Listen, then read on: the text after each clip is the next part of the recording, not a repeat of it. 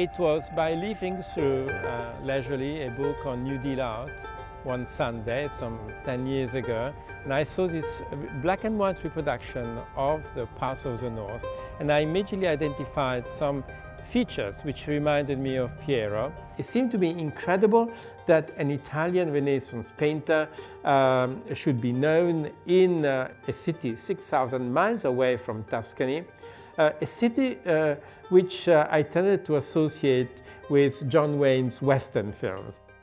I googled Tom Lee, came across Adele Margot's name. I sent her an email and asked her, namely, did Tom Lee ever go to Italy? And she said yes, he went to Arezzo and he liked Piero, which convinced me that I had identified something that perhaps was unknown by many people. He went to Italy and he acquired a book on Piero and also read Aldous Huxley's travel book, which includes a chapter on Piero's hometown, the best painting being The Resurrection of Christ.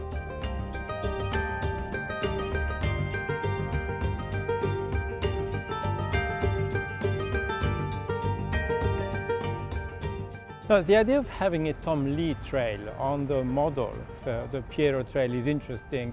Tom Lee, and he says that himself, he was interested in Piero and he clearly drew inspiration from him. Secondarily, because Tom Lee painted for small town mostly, painted public murals, and so did Piero. You won't find murals in Florence or in Rome. You'll find them in medium or small-sized towns like Arezzo, in a village like Monterchi and so on. So the visitor who wants to get a feeling of Tom Lee and the environment should really go and see his paintings just where they were painted. And the same applies to Piero. Both artists are deeply very close to their land, to their territories. Tom Lee, he did depict the landscape of his region, of Texas, as he saw it, but in a kind of personalized, more modern way. Every town, every city I've visited has been quite an experience. My first one was El Paso, which is a large city. I gave my talk at the university with questions given by students and professors. That was interesting. I learned also from them. What is the influence of Piero? You've got the hieratic depiction of figures, frontal, almost holy. He uses this kind of religious imagery to give greater dignity, I think, to give a certain majesty to the figure of the cowboy or of the Indians or of other personalities. It's his way of respecting them and honoring them.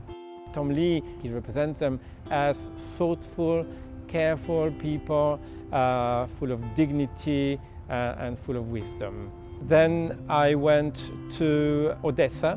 It was a totally different environment, a small town of course, but it was a museum. I had curators asking me questions about Tom Lee and Piero, members of the local community as well. I was, as you know, at Cima. It was exceptional because I actually lived in a ranch. I became better acquainted with what it is to be a Texan and what it is to be a cowboy, really, because I even rode a horse. Great experience.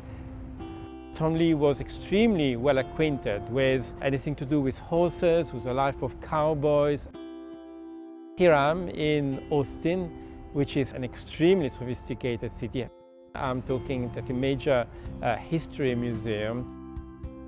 I was quite taken by people's generosity and kindness because really everyone treated me as a friend, kind of touched me and surprised me.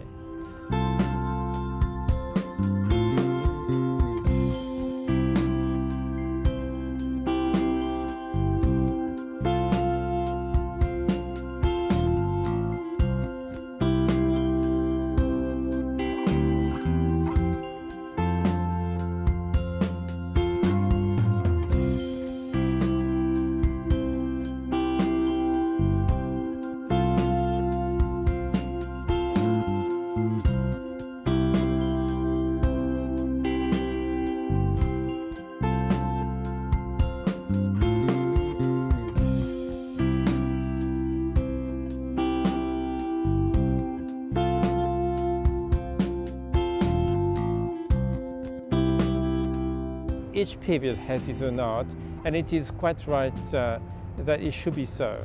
I would like contemporary painters to imitate Tom Lee, but I would want them to respect him. It is part and parcel of your culture, and I think you should cherish it.